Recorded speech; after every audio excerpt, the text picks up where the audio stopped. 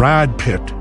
For decades, the revolutionary force in horror and entertainment. What is going on, everybody? Welcome back. We got a special little DEADPIT episode tonight. Just fair warn, I had a missing voice for a couple days. Did a lot of shows on Wednesday, so I lost my voice. That's why I haven't been streaming or anything. But I'm back. Things are feeling pretty good, and I've got a special guest with me. What up, Dad? What is going on, G? We're going to do it just me and you, like old times when we first started this thing back. Like, what was it, like 3.5 years ago? Yeah, it was the end of 2020. Well, that's at the end of 2020 is when I started my channel. I might have came on and did some stuff with you like a little bit before that to kind of get my feet wet. But yeah, we were streaming a lot together before we convinced Uncle Bill that he can stay home and do this thing, and he said, "Oh, I'm back." And now, of course, Uncle Bill says that Sunday is his day off. He can't do anything on Sunday because he's worried about work the next day or something else. He's always worried about something.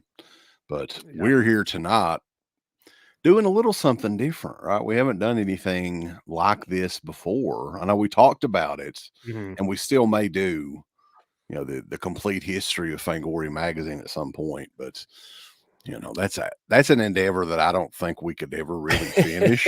Yeah, it's a lot. Yeah. It's crazy. Like we've talked about, because, you know, we're really big on doing those year of series, and we have a kind of a lot running that we've got to get back to. But we're thinking about doing the year of Fangoria, starting from like the first year and then kind of moving from there and just doing it episode by episode. But yeah, it's a huge undertaking, especially because honestly, like I don't have many Fangoria magazines, especially old ones. But my uncle had like a complete collection at one point that he had sold off, and it really bums me out that I didn't jump on that when he had them. But yeah, he was heavily into those. He had Famous Monsters series. He had the whole series from, I don't know, start to finish. He ended up selling all that off. He was a big fan of those things. But being the holiday season and doing a lot more shows and streams and about things, you know, that have to do with the holidays, I feel this kind of fit in the mold, because this is going to be like Christmas to you right now, man, because you got a box of some Fangos. When I say old Fangos, I mean, you're saying that they're old in the sense they might be like 10, 15 years old, not old like 80s old. No, I mean, I've got plenty of, like, I've got the first couple of issues of Fango. I got the original in a frame somewhere in storage.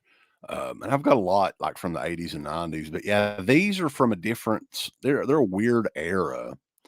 And I think that a lot of people don't realize, you know, Tony Timpone, who had been the editor of Fangoria Magazine for probably, 25, 30 years before he was replaced finally, which was not I don't think that was a bad thing necessarily. But when Tony Timpone stepped down, that magazine really regressed.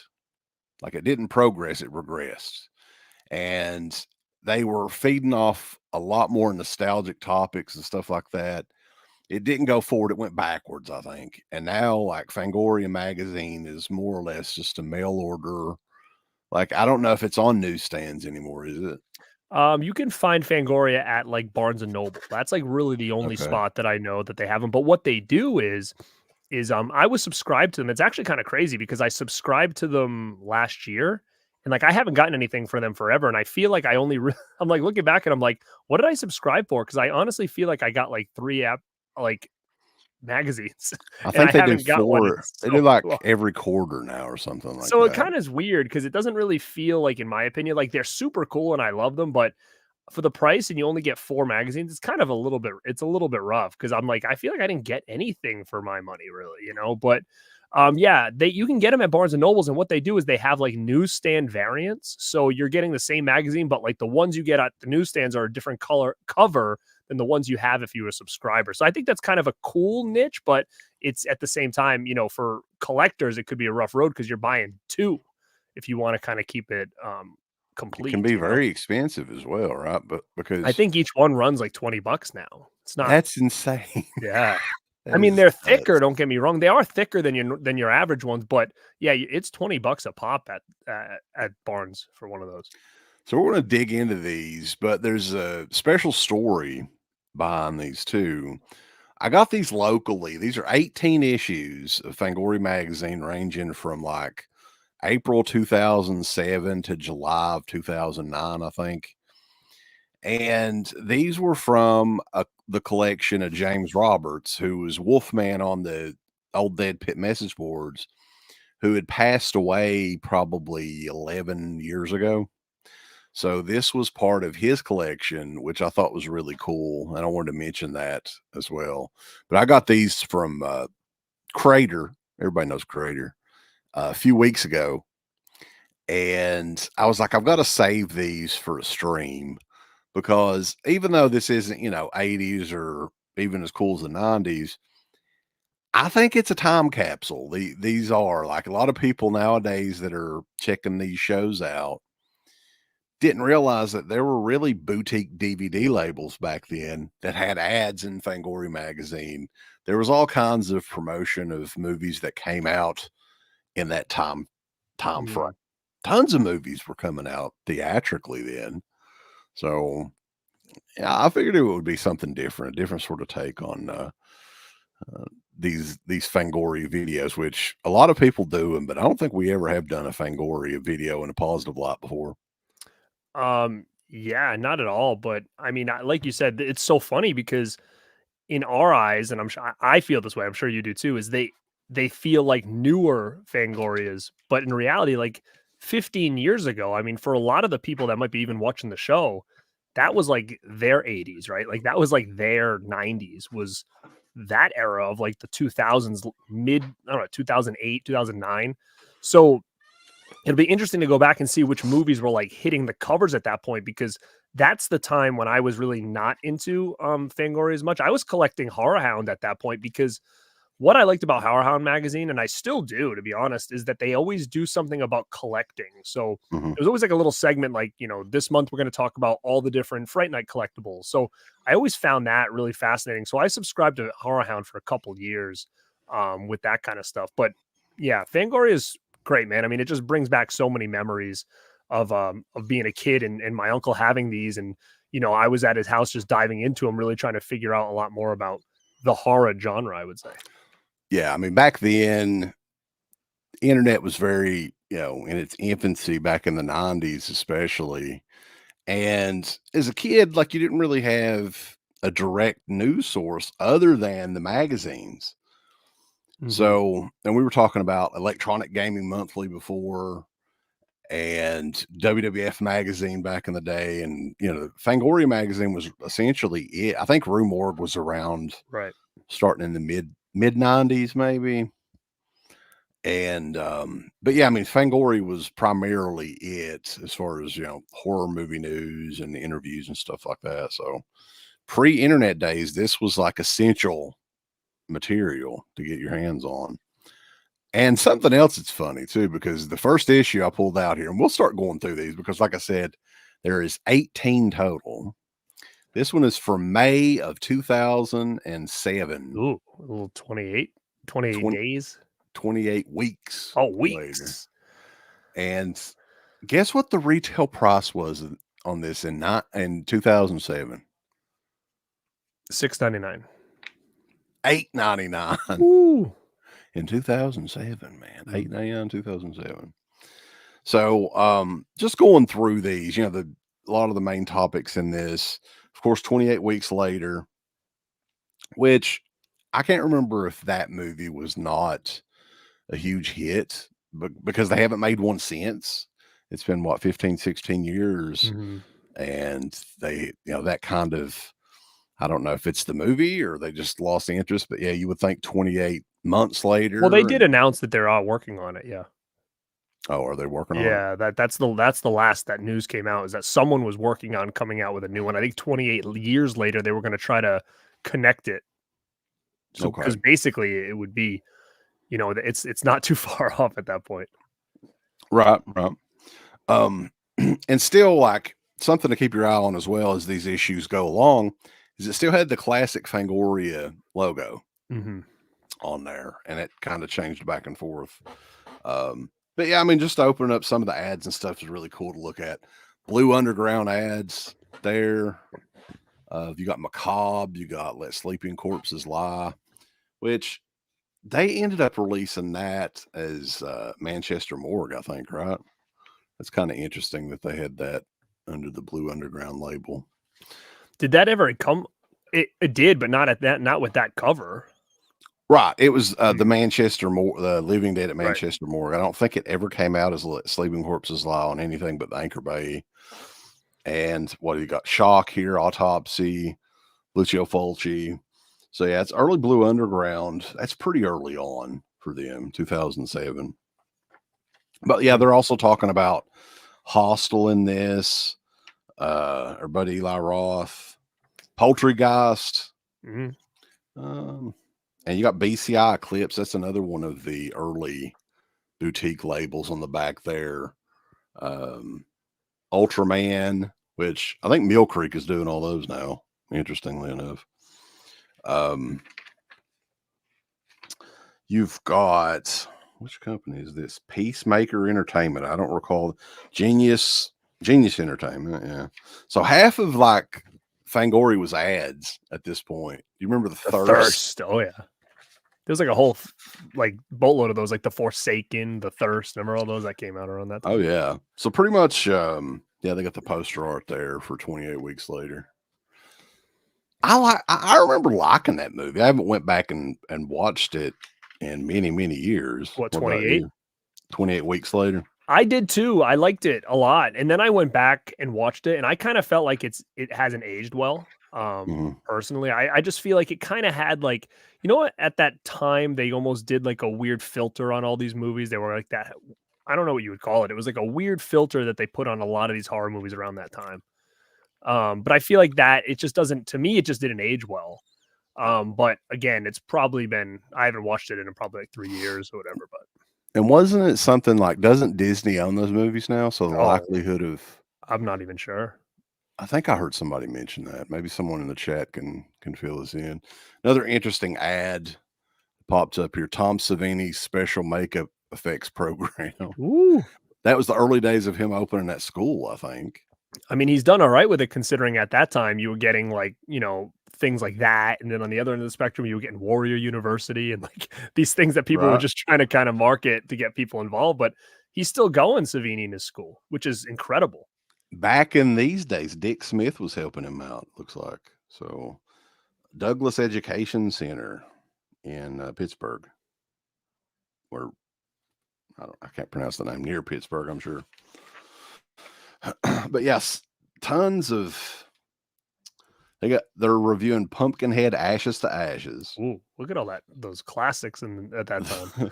Blood Trails, The Hunt, Beneath Still Waters. Blood Trails was their video of the month, and they have a big article on Death Proof. That's a good one. That's a pretty cool. So yeah, that was May of 2007. Fangoria Magazine talking about Hostel 2. Big article on Hostel. That's awesome, man. Sweet. What's up, Jay? I have heard of Delirium Magazine for sure. Oh yeah. So yeah, I think that's pretty much of trying to see if there's any more article or Fangoria Weekend of Horrors presented by Anchor Bay. So that's cool, man. They don't even do those anymore.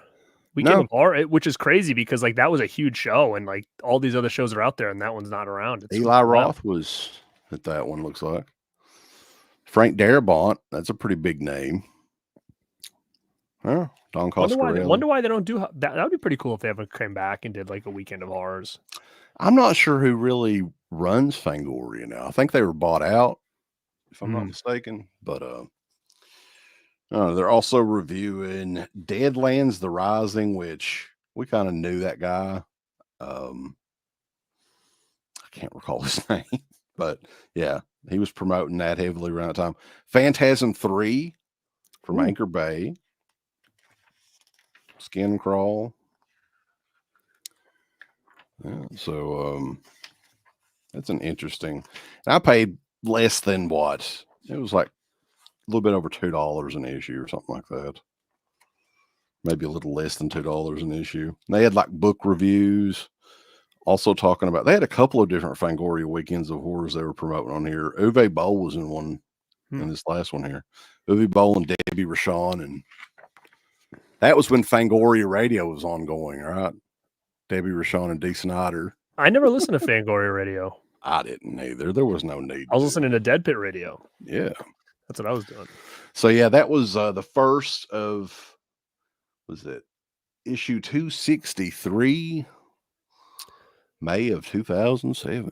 All right. Well, before we get to the next one, I want to say what's up to everybody in the chat. I saw you. I've been trying to keep up with a lot of your comments. So appreciate you guys being in here. Hit the like button, and make sure if you're on my channel at Born to Be Rad, you hit the like button, and also go subscribe to Dead Pit if you have not on YouTube. Yeah, and if you're on here from Dead Pits and you're not subscribed to Born to Be Rad, then what in the hell? Why not? Yeah, come on over. So it's like I got big goals, man. I got like 20 days left. Big goals here. Yeah. He's on the road to 5K before the end of 2023, and it's pretty damn close. It's gonna cut it close, man. I'll tell you. Pretty close, but I mean, hell. Jason said Weekend of Horrors was under the Creation Entertainment umbrella. There was a falling out, and Fango and Creation went their separate ways. So that was kind of probably the end of that, which is crazy because, you know, the con scene is so big now that they were kind of one of the first, and they're kind of missing out on all this, you know. Yeah, they were doing the conventions back in the mid 80s, I think, is when that started. The Weekend of Horrors. What's up, Blue? Yeah. I don't want to do it. So if it's going to happen, it's going to make it's going to be it's going to be kind of worthwhile. Yeah. Yeah. It's kind of cursed, honestly, because we had it started, we had a couple of donations, and then like they canceled it. And then I had to kind of reword it a little bit. So it's still up there, but they're not making it easy on us. That's for sure. So I don't know, but we'll see. Just need $200, folks. That's not that much. He kept bugging me to do it. I'm like, no. Well, what would it take? I'm like, I don't know, $200. Not only watching it though, but eating chocolate pudding with nuts in it while we're watching it. And I mean, you guys have seen it. I don't really know what I'm getting. I don't know anything about it besides just what people have said about it. Like I've never watched any trailer or any. I have no idea I really no clue what it is. It's disgusting. That's what I hear. Appreciate that, Jackson Jack. I mean, it's just I don't know if it's definitely, I don't think it's as disturbing as Cannibal Holocaust or anything like that. It's just like gross, disturbing kind of. Mayor says, did anyone else notice 28 months later and Planet Terror both had a scene of a helicopter chopping up zombies? I did not notice that. 28 weeks I don't remember much about the 28 movies, really. Well, 28 days later, and you'll probably never get an upgraded version of that. Yeah. Because it was shot on DV tape. Like it was, you know, I mean, the version that's out now, like there's no way to remaster that, I don't think. So that's probably why, like, if you see a 4K of 28 days later, something's wrong. Like they're really trying to pull a fast one on you. Well, I mean, you know it's coming, really. I mean, It's going to be coming. Of course. Yeah. They're going to do some kind of set. Scream Factory will do it, I'm sure. So continuing on, though, since we've got 18 of these, I'm going to try to go through these a little bit quicker. Let's fly. But this is the next month, June of 2007, issue 264, with the gruesome Eli Roth's Hostel Part 2 cover right there. Yeah. Bring out your dead. But the real cool thing was the back cover, man. Look at that. Anchor Bay. So this was like the dying days, like of classic Anchor Bay. Their releases. You've got Phantasm, Cemetery Man, Evil Dead, Halloween. You've got the 30th anniversary of Night of the Living Dead, which that's a classic. Creep Show 2, Hills Have Eyes, all the Masters of Horror. This is just a killer. I thought that was a pretty killer ad in the back there. Those are cool. I mean, those are the type of things though that make good content, like on Instagram or something. Like take a photo of that, crop it up a little bit, and then repost it. Like it just brings back a lot of nostalgia for people, I think, especially, you know, around that time that people remember when they actually used to do stuff like that for physical media. Yeah. So Anchor Bay. Cool. they're on a different level. I mean, it was just a different time. They were selling these movies everywhere. You know, in Best Buys, they were in malls. Suncoast was big around that time period. Walmart even had it around Halloween. Do you remember the Halloween setups at Of Walmart course. with anchor-based stuff? Man, it was insane. Like those ads that would come out around Halloween, like you could get steals at like Best Buy or whatever. They'd have like a whole, it wasn't even a row. It would be like they'd have almost like a basket, like a center floor thing with all those horror movies in it. Like it would be like, 3 for 20 or something like that. Right. And you used to just get in there and just, get like 6 movies for $40. Boom. Out. Now it's like trying to get things, and I'm like looking around online and I'm like, I'm not spending $40 for these. I'm not. So it's like, it's hard to find. I'm thinking to myself, are these like going out of print? Is that why they're so expensive? Are they limited? Like, why are these movies so much money now? You didn't get anything from Severin this time, did you? Not yet, but I want something because I do have this $10 off card. I'm like, I want to I do get too. something. I have a very hard time paying $55, even $45 for one movie. It's just, and it would be different if it was some sort of specialty like package, which Anchor Bay did back in the day, like the Evil Dead Book of the Dead or even the Phantasm Sphere set. But this is just, well, I mean, even old little shit. things like I wanted the Stand By Me 4K Steelbook. Dude, it's like $45. Like I'm not gonna spend $45 on a movie that I've already got 2 other times. It just doesn't make sense to me. I think over the next year or so too, when the retail stores are really going to stop carrying this stuff, the prices on even the mainstream stuff's going to go up. I think so too. They're not going to be making as much of it, and they're going to have to offset the costs by just charging the hardcores more. So I do feel 40 is going to be the average pretty soon, which is kind of scary. Like I don't want to pay more than. I mean, again, I say that, but like when it comes to boutique labels and like what people do, like for instance, I'm trying to get my review done for this, but I didn't have a voice, so this, like, I mean, I can justify a little bit here, you know what I mean? But if you're just going to give me this, which looked great, by the way, on 4K, it looked freaking phenomenal.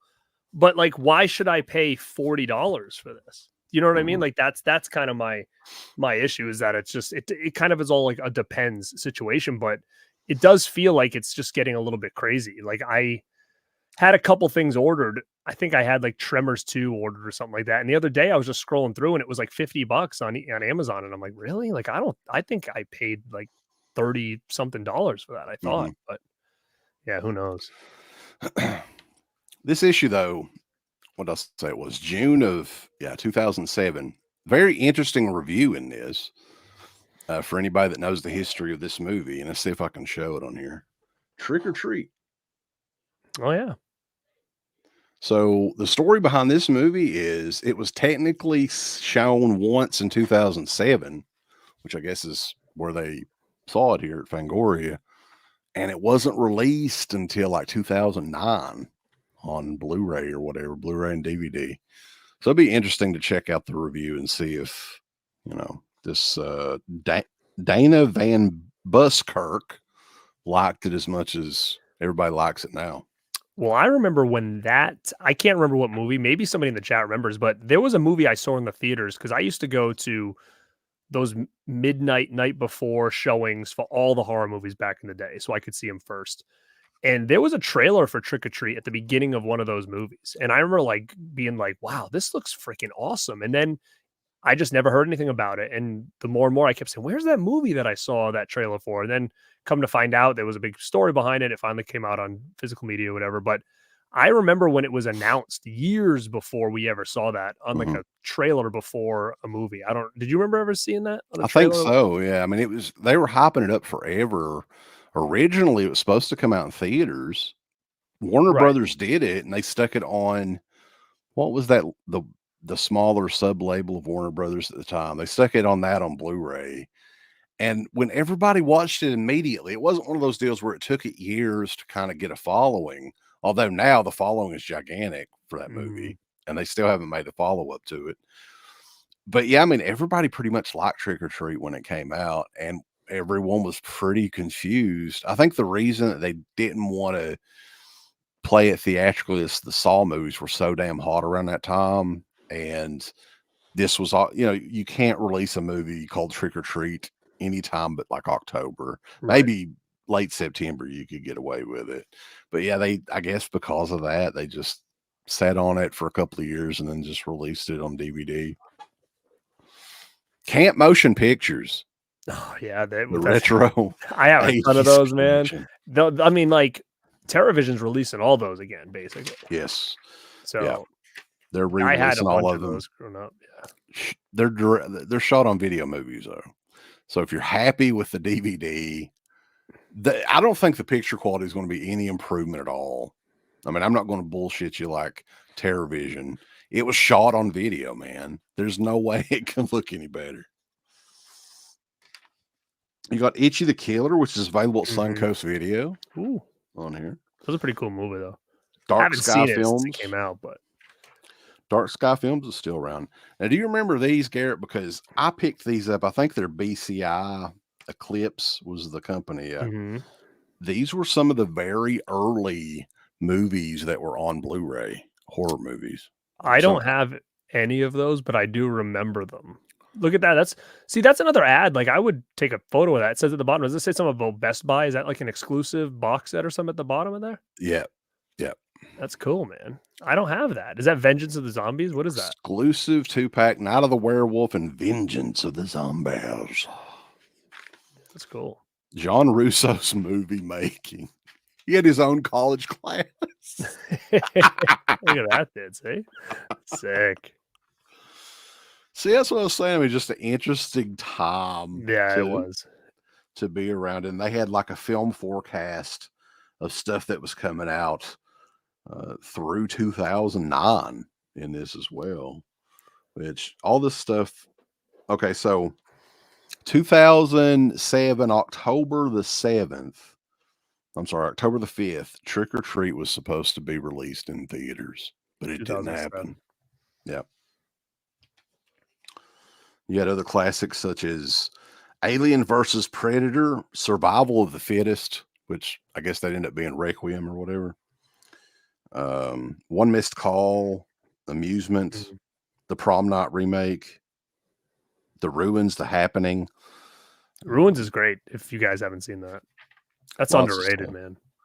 Yeah, I think The Ruins is a good one. I don't know why no one's touched that movie at all. That's a real cool movie. Yeah, so lots of stuff in this one. Talking about Day Watch. Do you remember those? What was those German? Night Watch and Day Watch. Yeah, they were that was a big thing for a while. People love that. Yeah, so these are pretty thick magazines even back then. But you got to take into effect that this was like an $8.99 magazine.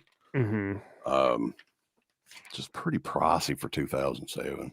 Some movies they were reviewing. Dead and Deader. Do you remember that? Oh yeah. Video Violence. Yeah. So yeah, that is issue 264, June of 2007. Hostile 2. All right, as you get the other one, I'll go through the chat really quick. Spicy 4K action. What is going on? What's up, Pablo? I remember it was a Day of the Dead ripoff. I'm not sure what you're talking about, but yeah. What's up, Scratch? He says, I love all the old DVD ads. I do too. Jason says, I would love to be on your show to talk genre magazines, physical media. I used to work for Culture Shock. Oh, that's cool, man. Very cool. Hit us up. Instagram's easy way to get a hold of us. Yeah. Eli. Hastings. Remember Hastings? I love Hastings. Yeah. There was one not too awful far from me. But yeah, they sold a lot of used stuff and they had tons of horror movies and stuff, new stuff as well. Jason says Severn is pricing me out of their releases. Yeah, it's unfortunate. I kind of feel the same way. Joel, what's up, man? He said, we're looking at Fangoria Mags back when I was skating in California, 1986. So you got all the good stuff back then. You got all the sick. Yeah, if anybody out there has all the stuff from the 80s and even the early 90s, that stuff goes for big money. Yeah, I saw that before I came on. They announced this 7.4K, and it's got like this crazy box and all this stuff. I don't know who's putting it out, though, but it looks pretty sick. Yeah, that's one I'd probably get. I love that movie. Midsummer Inflation. Let me see. Severn didn't use a hard rigid box for the last horror film. Severn didn't even use a hard. I mean, at least they used a thick box for it. I mean, the last horror film box was way better than we got for the Four Flies. But I don't know what these new ones are doing. Like, I don't know what De la Morte is going to look like. I'm thinking it's similar to the last horror film release, but I may be wrong. But it looks like it's like that. Mayor said, I remember getting that Hostel magazine from his local library. That's funny. Sorry, I lost my place here, but what's up, Master of All Movies Prestwood DVD collector? There are like 121 people checking this out. Sick. Thank you, guys. Jason worked at Suncoast. Rent was high in the mall, so prices were high as well. Yeah, Suncoast was pretty expensive. Like DVDs were like $29 or something like that, I think. Yeah, I remember that too. What up, Robert? But, you know, Suncoast was probably one of the very first to kind of adopt the DVD format. Like they had DVDs very early on. They did. 97, Jackson Jack. 98. Dude, you know what? I think I have that issue because I did do a year of subscriptions around that point, and I do have, I think, that magazine somewhere, which was like, I remember getting it in the mail and be like, what? It's crazy. Maybe he has it in here. Who knows? All right. There's lots of cool stuff in these, man. So anyway, this one, the Resident Evil cover, Extinction, which one is that? The second or third one? Oh God, I don't know. I lost my place after part 2. They're also talking about Rob Zombie's Halloween in this. This was September of 2007. So I'm missing, I think, a couple of issues in between here. I don't know what the deal was with that, but Halloween, The Last Winter, Uwe Boll, there's an interview with him, and there's an article on Trick or Treat on the cover here. And this is an early one too. I wonder, what year did the Halloween Horror Nights start? This is an ad for it. It could have been maybe around that time. It's like 2007. I don't remember at all. I don't know either, but yeah, lots of similar ads from the past issues, so I won't go over those. They're promoting the first season of Dexter, which was huge around this time. Yep. Love that show. That was one of the very rare shows that I followed all the way to the end, which the end was not very good, but Think Film, that was another company that was out around that time frame. Lots of ads from Anchor Bay. Like, for instance, We All Scream for Ice Cream, the Masters of Horror. We'll be talking about that pretty soon. Yeah. The very next, Valerie on the Stairs. Listen to this, though. Speaking of Anchor Bay, Jason said at Suncoast, Anchor Bay had an end cap with Midnight Hour, Black Hole, and Something Wicked This Way Comes, which is all three of those is like hard to get on Anchor Bay for sure now. Yeah, there's some huge issue with the Midnight Hour. I'm not sure what it is, but man, if you could go back in time and just buy all those, you could like retire at this point. Oh, I had this one. This was like right when we were getting Anchor Bay screeners. They had a ton of shitty movies like this, like Unholy. I think Lance Hendrickson's in it or something. That somebody just released that. I think it's is that the same Unholy that came out from not Vestron? Is it a different Unholy? Is that Unholy? I don't remember. I'm not sure. This will be an interesting article to check out. I know I'm hitting this a lot, but we got a whole article on Trick or Treat. Literally 2 years, like with photos and everything, before it officially came out. Photos and all that good stuff. So yeah, I don't give a single fuck about Resident Evil Extinction. No, I never got into those movies, man. I don't know about you, but I didn't. I actually didn't mind the second one. I thought that was pretty fun. I did see the first and second in theaters, but then after that, I got out of it. Kind of the same way with there's another franchise the same way. What's that? Underworld? That kind of like the same thing for me. Like I saw the first two, and then I kind of was out of it after that. Different Unholy, says Scratch Bueno. Check out this. This is a cool one. It's awesome, man. See, like those are That's all Instagram material right there, man. Instagram gold. For sure. And you'll like this one because this is a Synapse Films release that I know you're a big fan of. Check that one out. Black Roses. Damn, Yeah. that is sick. That's one that'll probably never see the light of day. How dare they? Yeah. Didn't they say they lost it in a flood or something? I think that was the one where the director passed away. It was, and he had the elements, but now like nobody knows where they're at. Isn't that crazy to think about, like people that have these kind of movies that like they pass away and nobody knows where like anything is? Well, it's either that or they threw it out, man. Like That's they're crazy. like, oh, this is just some film print or whatever, not knowing what it is. I mean, I guess when you don't ever think there's going to be these different formats coming out years and years later, I guess for some people it might not feel like what's the point. Yeah, it's true. So yeah, and on the back, of course, was this ever in theaters? By the way, Hatchet. It says on the top in theaters. I know, but I don't recall it. It could have been in select theaters. I didn't see it in a theater. Harry Knowles from Ain't It Cool News. Remember him? What the hell ever happened to him? I don't know, but somebody's asking about, speaking of Synapse, what's going on with the Trick or Treat release? The last I heard was it's being pushed back due to wanting to do more with the features. That's what I heard, but I mean, maybe Wes has different info than I do. I haven't heard anything specifically. I do know some of the stuff that Felcher's posted. So I have a prediction of what it's going to be. I think the limited edition this time is going to be in a vinyl record size case. Imagine that. I mean, that would be cool because it'd be different, but yeah. Then it's another one of those with how the hell do you display this thing? You put it with your vinyls, you know? Well, I mean, they make frames where you can put it up that way, but yeah, after that, I mean, how are you going to watch it? It's not going to be that easily. It would be cool if they did like a thicker vinyl maybe, and then just had like the case inside it, so then you could kind of have the best of both worlds. I guess you can take out the case and then. No, I didn't talk to Felcher about it. I talked to somebody else that was like a third party, basically. Yeah, somebody that's in the mix. We don't talk to Felcher on a regular basis anymore. It wasn't Felcher. It was somebody close to him that he was working with. He's kind of a dick, Felcher is. I'm not going to lie. Why are you going to say that? We're going to do more of those Vestron years. He knows he's a dick, though, but it's all good.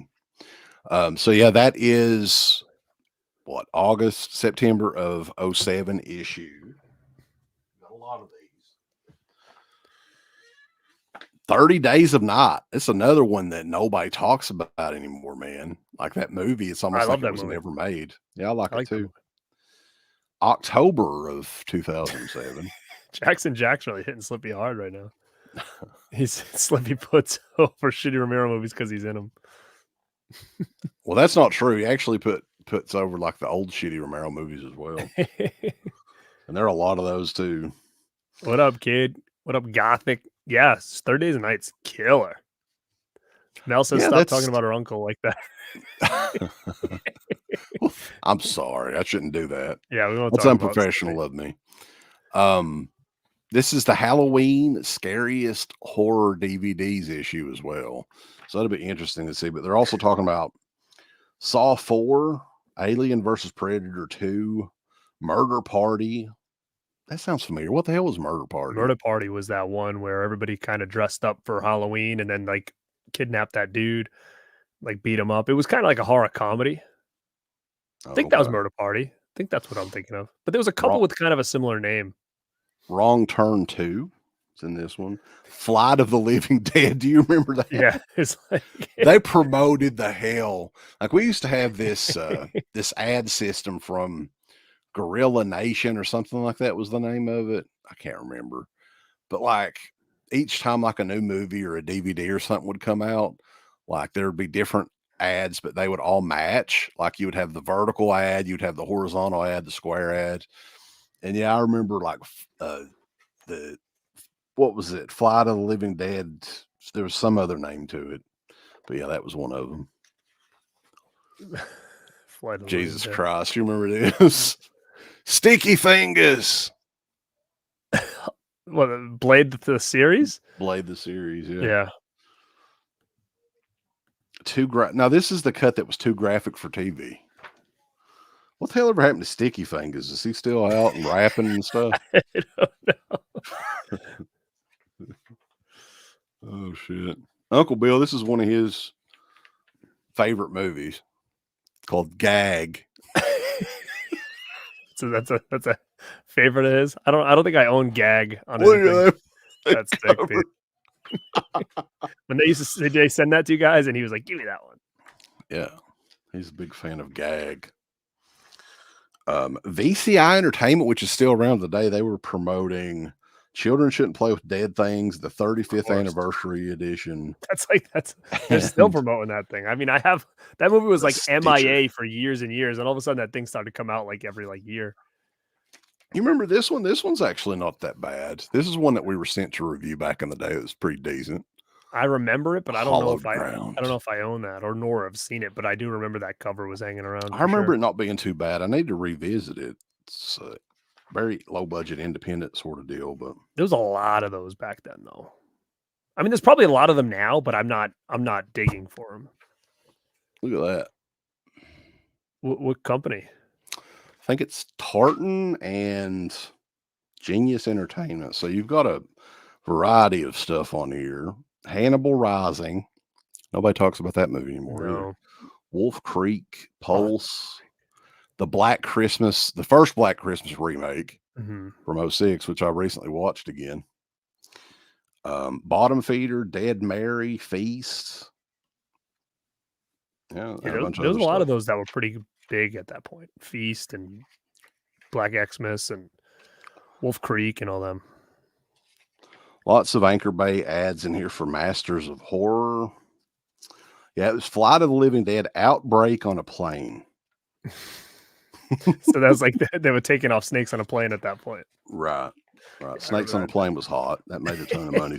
Somehow it did. Somehow, yeah. Yeah. I got a whole article on Wrong Turn 2. I actually didn't. Well, yeah, that was like the reality show one with like Henry Rollins, right? Yeah. And that was where was that the debut of Three Finger? Or they actually gave him his name, I think. I don't remember. That's another series that I lost a lot of contact with because they just kept making them. There's like 6, right? There's our favorite. Woo! Little Miss Halloween, Danielle. Love Danielle. Splatter Beach from Camp Motion Pictures. I actually do think I have Splatter Beach. I think that was part of it was part of it. You said Camp Motion Pictures, right? Right. Yeah, that was all that same shit with like the shot on video and all that stuff with like video violence and all those. Cool. So yeah, I mean, lots of other movies that I've never heard of here. I was trying to find the horror DVD pics, but I don't see it. And what was on the cover of that one? 30 Days a Night? Yeah. Okay. Cool. All right. If you want to get Megan Franich, I think. Oh man, check this one out before we go on to the next one. Oh, I remember those. Those are the best. Shriek Show. Yeah, I remember those boxes. We said we were gonna. Did we do a show on all those? I feel like we did. Or was it just kind of in passing? Because I remember like going and getting a bunch of them. Oddly enough, I don't think I've ever had the Mutant Monster set. It's got the Being and all that on it, right? Yeah, the Dark, the Being, and Creature from the Abyss. Those were awesome back then. Cool. All right, well, as you're getting the next one, I'll just throw through the chat here. What's up, everybody? Slippy likes Bruiser, says Jackson Jack. Jason says 30 Days a Night, a few original horror films. Let me see skills roll through. Jason says Killer Party is one of his favorite. Killer Pizza, what is going on? Scratch says the person who made Murder Party did Blue Ruin and Green Room. Not horror, but what do you think on Empire Records? I like that movie. Yeah, I like Empire Records. It's pretty good. Fozzie said, I lived in Myrtle Beach in 2007 and moved back to West Virginia. I can track that whole year, move by move, and movies I watched in the theater every weekend. Yeah, it was as much as like some movies were like, crappy that came out around that time. There was a lot, I feel like, because I feel like I was at the theater like every other week watching a horror movie. The thing that I'm noticing about these magazines too is the movies repeat themselves each month. So it's like they're talking about Saw 4 in the next one quite a bit, and Alien versus Predator, Requiem, 30 Days a Night. But yeah, this was November. The Mist. The Mist.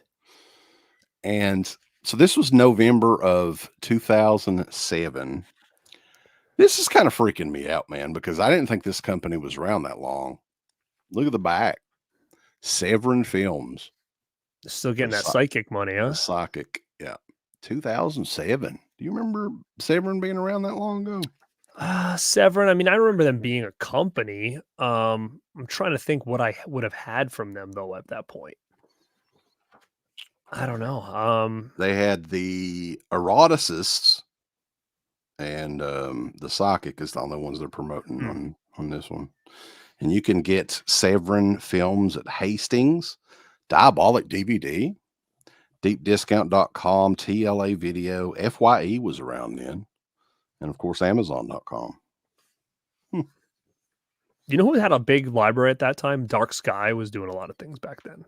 Yeah. I feel like I have a real big thing. Ooh, I love that. Oh, I have that series. Such a great show, man. Yeah, that's another one that's probably never going to be remastered either. Like the rumor is that all that footage is lost or destroyed. For Tales from the Crypt? Yeah, Tales from the Crypt, because it was one of those shows that was shot on film, but it was edited on video. So they have the video masters, which you can't go back and remaster, but the film negatives and all that, nobody, they say they don't know where they're at, which sucks. But yeah, lots of you got a Saw 4 ad here. Those Saw movies really run together for me, man. I just can't. After 2, I feel like I lose what's going on. But I haven't rewatched them in a very long time. Do you remember these sets? They were so cool. Yeah, I have that Fly set. Yep. Yeah, I have the Vincent Price set too. Even though all those have been upgraded at this point, that's still a killer set. Oh, and remember these from MGM, the Midnight Movies. Oh yeah, those. I mean, those were money. They've a lot of them been re-released now. I think Scream Factory grabbed a couple of them. I mean, they've all pretty much been re-released, but those were fun. They had like Beast Within, I think, was part of that line. Mm-hmm. Food of the Gods, I think that was one that I had, and how sweet is this one?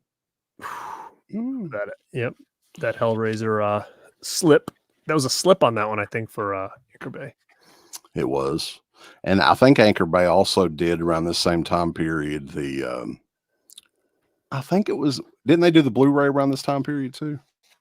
Yeah, I think that instead of me buying that, I think I bought the Blu-ray that was part of the Cube. They came out with like the Cube set or whatever, and I remember there was a Blu-ray that was in there. Yep, that's what I had too. Oh, I have those Bava sets. Yeah, so lots and lots of ads in this, which is cool. Do you remember the Tim Sullivan movie Driftwood with DDP? It's actually not that bad of a movie. I don't. They're talking about that in here. Yeah, DDP was the lead in that. It's actually not too bad, surprisingly enough. Remember, he was getting a lot of love in his role in Devil's Rejects. Yeah, Devil's Rejects. Yeah, this was right around that same time period, maybe 2 or 3 years later. What'd you think of The Mist, though? There's a big article on The Mist. Honestly, I have not rewatched it in a long time. I just recently got the 4K, but I haven't popped it in. I saw it in the theaters and I loved it. That ending is still one of the most haunting, freaky endings I've ever seen in my life. But and it's depressing. It's a weird way to leave a movie. And I always thought it was really good, but again, I have not watched The Mist since probably it debuted on DVD, where they gave you like a black and white version or something like that. I watched that version of it, and then I haven't seen it since. So I don't know how it holds up now. I think it's a good movie, but I don't know if the effects hold up now or not. I can't remember. Yeah, I think the ending of that movie kind of ruins it, like for rewatchability factor. So like, I totally agree. The first time you watch it, you're like, but then you think to yourself, like, I don't really want to watch that again, Yeah. So continuing on, Dark Sky Films. You were talking about them earlier. Look at Oh, yeah, this. the Eaten Alive, Spider Spider Baby. Baby Oh, and yeah. Eaten Alive. Mm-hmm. Yeah, I have both of those.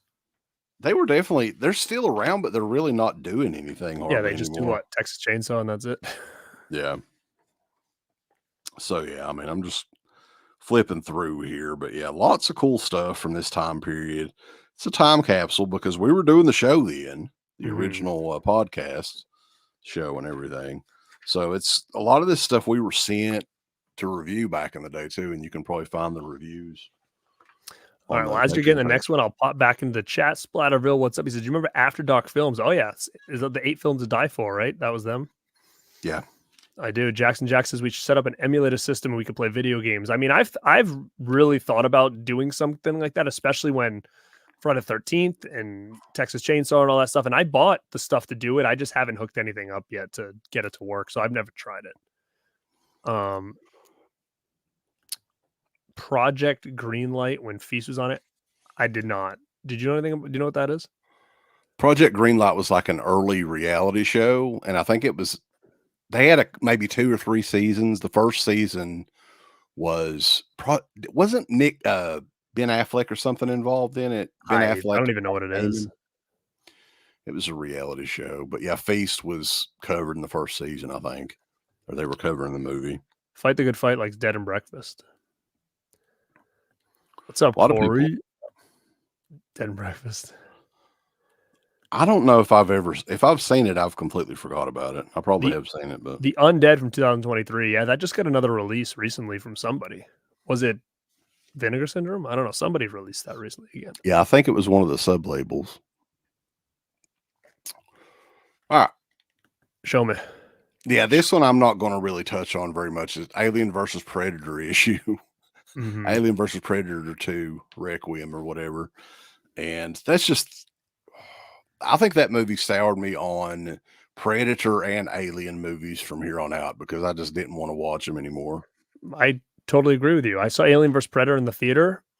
Wasn't really impressed with it at all, and I never watched another Alien vs. Predator movie. I think there's a couple afterwards. I've never seen them.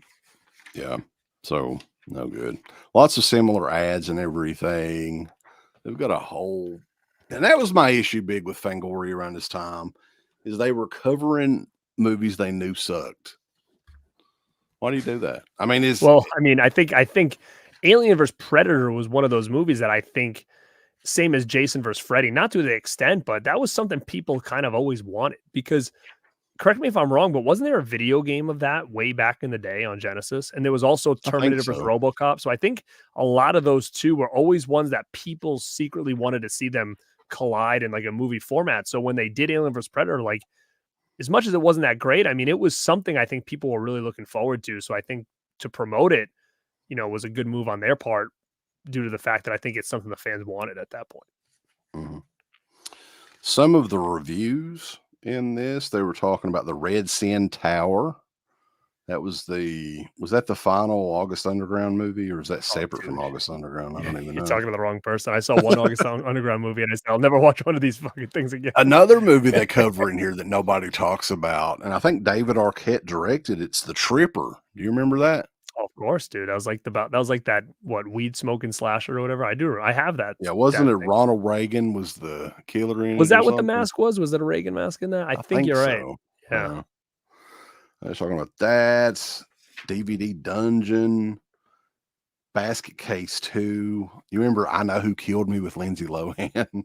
I do remember that. Talking about that. Yeah.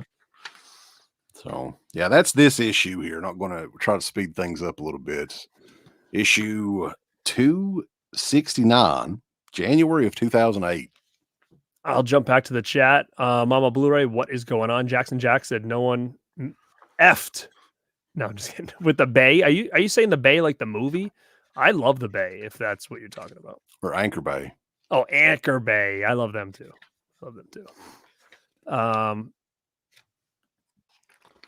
Luke the Puke. What's up, man? Thank you. Yogi.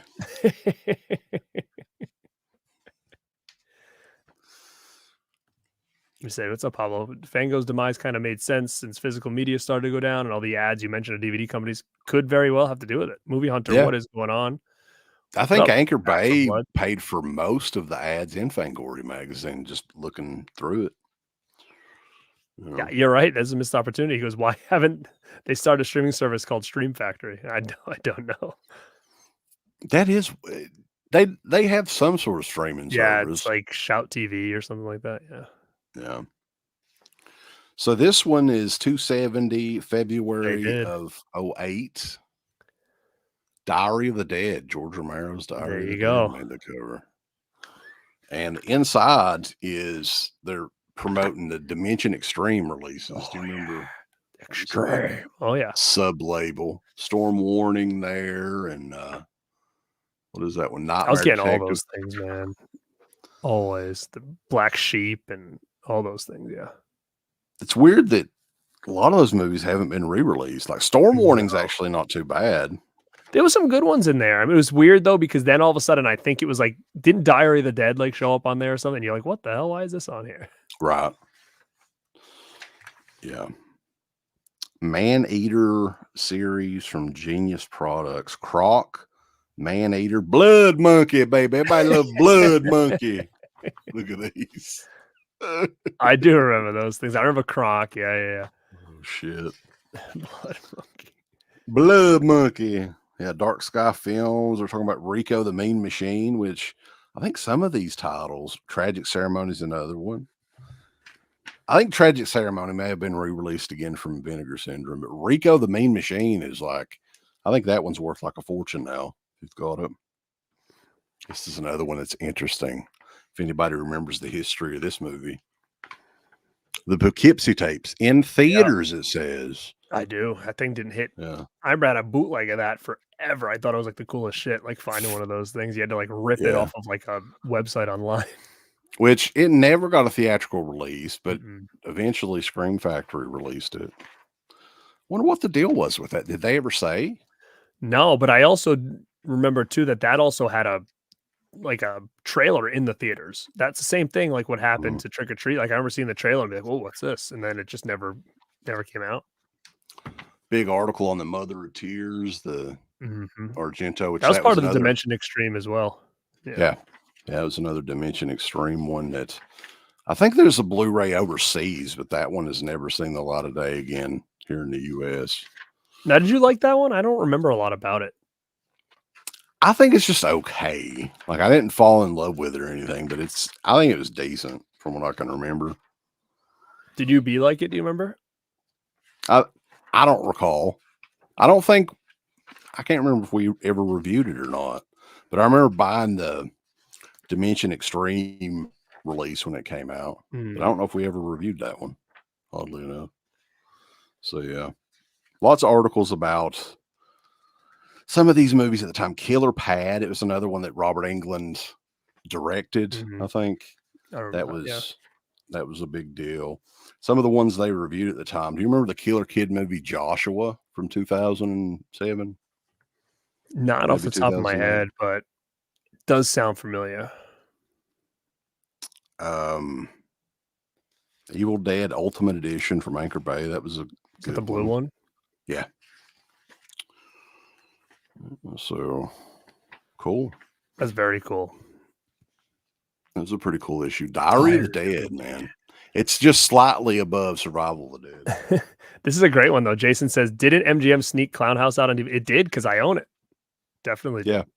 That's another one that's worth a ton of money, but you can readily get a bootleg of that exact copy on Amazon for like $9.99. What up, Huck? Says he loves Fango. Yes, Motel Hell and Deranged was in part of that series. Yep.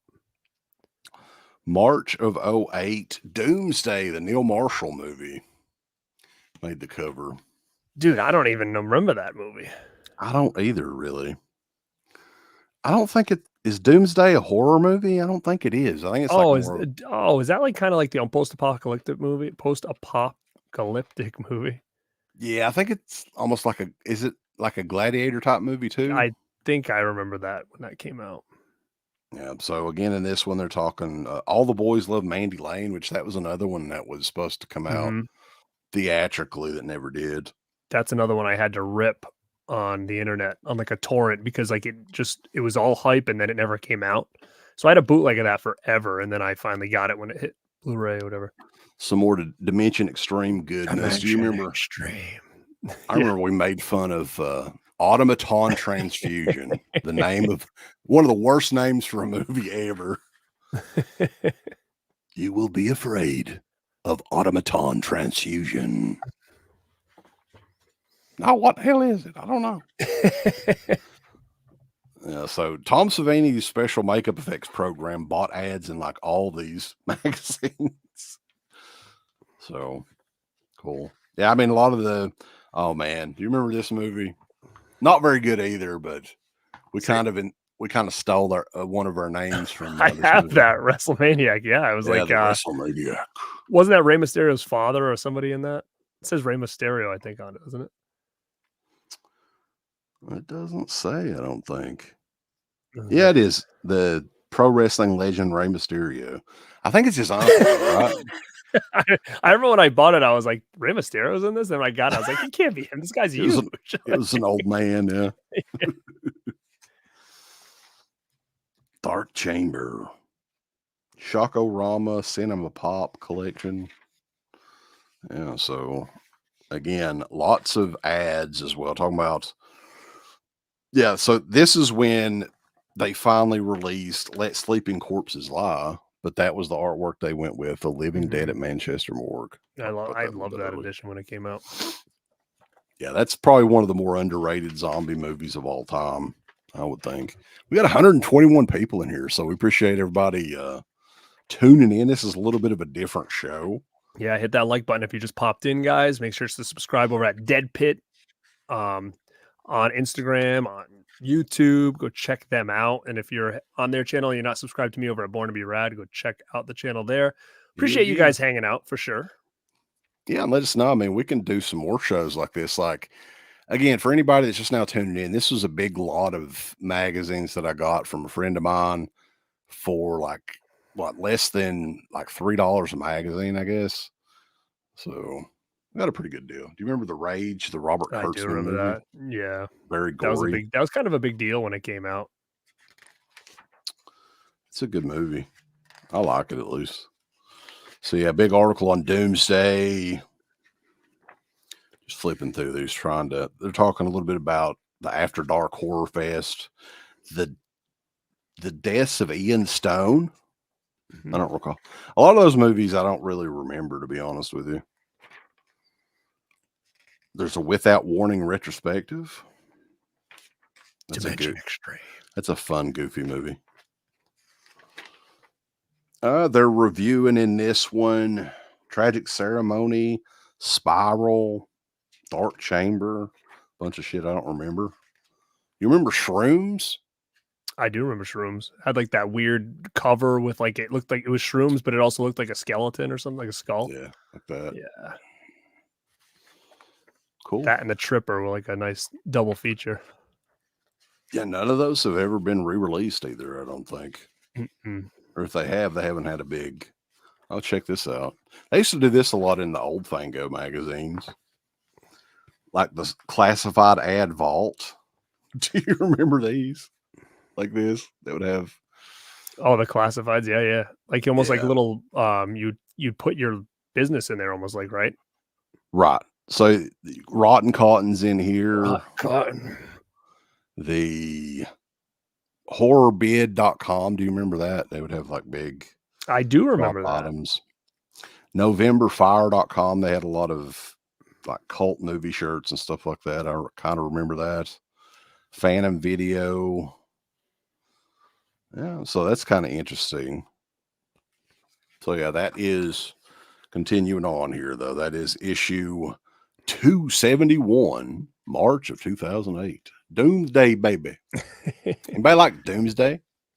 Horror Collector says Alien vs. Predator was a comic. Then Jackson Jack said it was also a video game. Movie Miyagi asked if we played the game Night Trap. Yes, I have that game still. It was one that I definitely played. Hard game. But I remember it was such a controversial game at the time. for Sega CD. Jamie Hart, what's going on, kid? We're way behind. Fozzie says Tripper rules. It was Reagan, and he killed Jay. Let me try to fly by here. No, you're good. I think we're doing good time-wise. Be all right. Mayor says he has vintage Fangos. Yeah, take pictures of them. I'd love to see them. Miyagi says, great Sato impression. Miyagi. Garwood. It was part of the After Dark series. Frontiers was, yeah. Yeah, Frontiers received a pretty killer release recently from Second Sight Films re-release. Heading back to Universal One Road Studios in the month, going to check out the famous. That's so sick. I want to do that someday. What up, Austin? Mother of Tears is better than Dracula 3D. Yes. Well, I don't know how much that's saying. I do remember that. Dracula 3D looks like one Jamie. of those romance like paperback novel covers. If you remember the DVD cover for Dracula 3D. I have the Blu-ray of Dracula 3D, to be honest with you. Yeah. So I think it's the same cover. I think that was one that was in Dollar Tree, if I'm not mistaken. Dracula 3D was. That might be where I found it, to be honest. I don't know. Maybe the Blu-ray was there too. I think the DVD though. Man, this is a little over a year ago. I found the Anchor Bay DVD tin set of Sleeping Corpses Lie, half price books, but I didn't get it. Yeah, I always am looking out for some of those. I need a couple more, but yeah, I'm always looking out for those just because they were so different. Yeah. J.A. said he had a worst nightmare about Van Halen. They had a new singer and he was eating donuts on stage and had powder dripping all over his shirt. Cool. UB loves Dracula 3D. That's his He jam. does. Yeah, he's a big Rutger Hauer mark. Next one up, April 2008, cover of The Ruins. Dude, I love The Ruins. I love that movie. I think that one's underrated for sure. Oh, God, yeah. It came out around the same time as like The Descent and all that. It kind of got buried a little bit because of things like The Descent, but I remember checking that out and being like, wow, this movie was really, really good. I bought the Blu-ray of that for like literally $1.25 at Big Lots, brand new, like a year or two ago. I need to rewatch it. That's the only Blu-ray and I think that Blu-ray is probably hard to get now because I don't think I own that on Blu-ray. I have a DVD with like a lenticular slip that's pretty sick on it, but yeah, it's really underrated. There you go. After Dark Horror Fest, we were talking about that. Nightmare Man is on there as well. Mulberry Street with the rats. Mulberry Street. The killer rats. Make Vincent Dawn happy. The Deaths of Ian, Stone, Unearthed, Crazy Eights, Lake Dead, Borderlands. Yeah, they don't have Frontiers.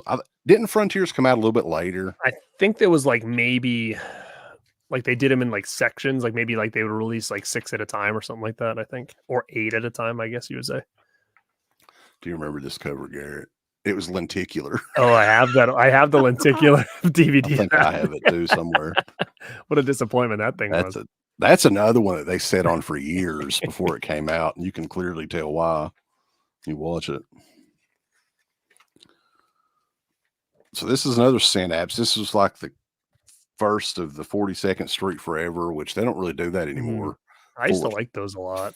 Yeah, full of old like grindhouse movie trailers. Stuff, yeah. So yeah, lots of stuff coming out still. They were talking about on home video. You know, Code Red was bringing out Boarding House. Do you remember that? Mm-hmm. That one. And Code Red was a real, in my opinion, Code Red kind of came out and was like the ECW of physical media at that point. Like it was like if you knew about it, you really had to kind of work to get it. Like I owned a lot. Like I remember I used to collect them by the numbers on the spine, and I must have had, and I still have tons of them. But what I've been doing is every time I get a new version of one of those movies, I pull it out. So if anybody out there is like a Code Red completist, like I have a bunch of DVDs that I'm looking to try to sell from that line because it was a hard line to get because it wasn't something you get in stores really. I mean, once in a while you go to Best Buy and see one sitting there as an exclusive. I don't know how he pulled that shit off, but you used to go to like the big cartel to get your stuff. And look at that. 40th anniversary of Night of the Living Dead. Some of those people are no longer around. How sad is that, man? Yeah. So you've got George Romero, unfortunately, passed away. Bill Hensman, I think he passed away. George Casana, the guy that says they're all messed up, I think he died too, didn't he? I don't know.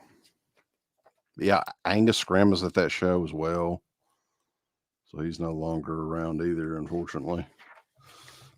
But yeah, I'm like you. I don't understand why there's not a Fangoria weekend of horrors. I mean, they don't have to call it that. They can call it something else. But I think if they called it that, I think that would even be a bigger deal, right? Like, and you just got to find a couple people to do it. You know what I mean? You just got to put your name on it. And I think, what's old is what is it? What's old is new again, I guess. So like that, I think would attract people just by name value. Well, I was saying if they can't legally use that because of Creation Inc. or whoever. Oh, they can't use. Oh, I don't know. I don't know if they can or not, but yeah, I mean, they're talking about some French horror, top 13 French frights. I'm not going to even attempt to say these names because I'm from Kentucky, boys.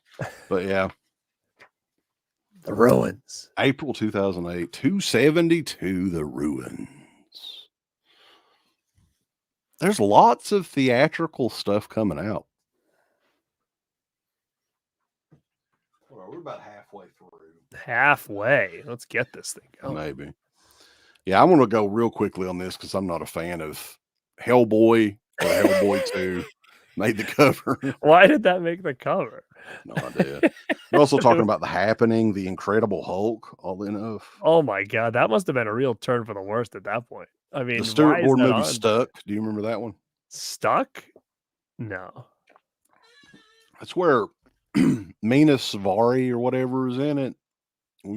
I can't remember the plot of it really, but I think Stuck. Do you have a cover? Does it show a picture of it? No, it's just on the cover here.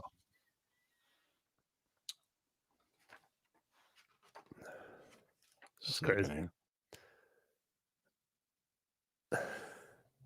Too much talking, Wes. Yeah, I'm gonna have to get me something else to drink here in a minute. Susperian Knight said that's like Hooba Stank making the cover of Rolling Stone. It really is. So yeah, this is pretty cool. Anchor based stuff that was coming out around that time. That steel, but that was a steel book, baby. That was an early steel book, yeah. Mm-hmm. The Erotic Werewolf in London. Who in the hell was making these? This is like softcore. Yeah, I was like, what was the other one they did? Like Sexorcist and stuff. Chantel and The Erotic Diary of Misty Monday. Who in the hell released these? Alternative Cinema. Okay. You remember Misty Monday had to change her name back to whatever her real name was? I don't. Here you go. Lucker the Necrophagous. I remember the cover, but I do not own that, I don't think. We were kind of making fun of that one for many years. Fear Itself. Now, this was the short-lived like spin-off from Masters of Horror that was you like the case of the set. Yeah, it was like made like almost like a Hallmark card or something. It's like the same material as you would get like the chocolates in, like that you'd have like Valentine's Day. Yeah. So in this issue, they're talking about Frontiers. Fright World. Do you remember that one? I don't. Mm-mm. Okay. So continuing on, they're talking about The Happening. We don't care about that. Look at the tree. So what's going on in the chat? And I'll get the next one. Yeah, nothing really. I think after you showed Hellboy, everybody didn't want to. Had nothing else. Hellboy, what the dude? Like that's one of those franchises where I just don't care. I don't want to watch those movies. I've never seen them. I haven't either. I've never had an interest in watching those. It's funny because like you just showing the Hellboy, and then the only comments we're getting through is Joel just says, "I'm drinking beer." That's the enthusiasm of this whole thing. Yeah. Well, Mayor says he has that Argento Steelbook. Yeah. Yeah, I still got it too. Same. I think that's the only way you can get. Is it the Hitchcock? Do you like Hitchcock? Yes. There's one of them that's never been I think it was that. No, it was You're right. There is something. They're not Card Player, right? something else. Yeah, Card Players come out. I think That's what we're gonna have to do because after Trauma's in Hellboy, that. we lost like 5 people watching. So Hellboy's not putting butts in seats. So I think they said Matt says you got to give us some Jim Ross and Jarvis commentary at some point to get people back in the door. Throw hellfire brimstone! By God, it's Hellboy! Everybody run! He's going straight to hell. Next one up though, August of 08, 276, 275. It's dark in here. Mirrors, boys. What do you remember about Mirrors? I remember walking out of the theater, to be honest. Kiefer I went Sutherland. there the first night, not a Thursday, but a Friday. And because I was like, oh, Kiefer Sutherland's back in horror. This is going to be so sick. And then I remember like halfway through, I look over. I always say this, but and Mel always talks shit to me. I was on a date and I remember looking over and be like, you want to get the hell out of here? And they're like, yeah. It was not good, but I have not gone back and tried to watch it again. So I don't know if it holds up. I don't know if it's better. I don't know what kind of mindset I was in at that point, but I remember walking out of the theater, which I never do, ever. They did like a quick direct to DVD sequel too. Foz mentioned the sequel. The sequel is bad as well, but I don't know which is worse. They're both pretty awful. I don't think I ever went back and watched the sequel. I don't even know if I own Mirrors.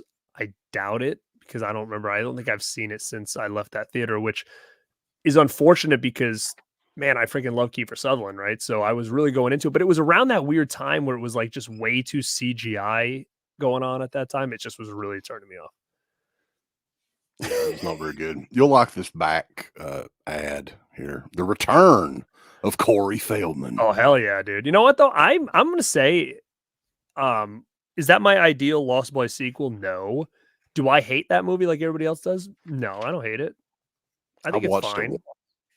I think it's all right. I mean, again, it's not what I wanted, but it's I don't think it's hot garbage. Is that the second one or the third one? I can't. Second. remember. I actually like that one better than the third one. The third one is the one that everybody liked better. Everybody was happier with that because you had like the Frog Brothers together again. This one is the one where Haim is at the end and Jameson Newlander's and like the deleted, like in like the after credit scene or whatever, driving like the car down the road. But I think as a whole, the story was a little bit cooler in the second one, just because it felt a little bit similar to the Lost Boys than I think part 3, which was like taking place at like a rave and all this other stuff. Yeah, I don't think I've ever seen the third one, to be honest with you. But maybe I should check it out. But yeah, I don't really. Maybe I need to rewatch the second one. I don't know. Who knows? I'm not saying it's a good movie. I'm just saying a lot of people despise that movie. I have that little skull, dude. Season 2 box set. Nobody does this anymore. Like specialty packaging. Like they don't even attempt it really, do they? No. Maybe it's where they're not doing nearly as many, and it would probably cost them a small fortune to do it. So, thank you very much, baby. Look at that, get a little peachy in here. I got another refreshment. All right, so continuing on. Yeah, I'm not really seeing too much in this other magazine here. The Man-Eater series continues. Look at this. Yeah, this was a pretty cool ad. Faces of Death coming soon. That was when the Blu-ray came out, I think. Michael Felcher was involved in that. It's funny. I don't know. I don't own those movies at all. I have the original one. I don't think if they did Blu-rays of the sequels, I didn't never pick those up. And if you didn't get enough of Hellboy last month, there you go. Golden Boy. It says Golden Boy. It's not like a sequel. I can't stand that shit. They're talking about the X-Files movie, I Want to Believe. Ooh, I love the X-Files. Yeah, so some movies are talking about Jekyll and Hyde, The Lodge, Alive or Dead. We're talking about Mummy, Tomb of the Dragon Emperor, that's the Mummy movie that I've never watched. I think Jet Li is in that or something, isn't he? I've never seen it. I haven't seen it either. So yeah, I think we can wrap up this issue here. But again, August 2008, lots of ads, Tom Savini School, and it has mirrors on the cover. I'm sure they didn't sell many. This is a really thin edition as well. They knew what they're like, yeah, this one ain't selling. Let's just get it out there. You got to think they were doing it every month still at this point. It's tough. It's tough to talk about everything once a month like that for sure. Maybe in the chat you guys know, but I don't even think I think Rue Morgue was doing like bi-monthly at this point, right? They weren't doing every month. I don't know.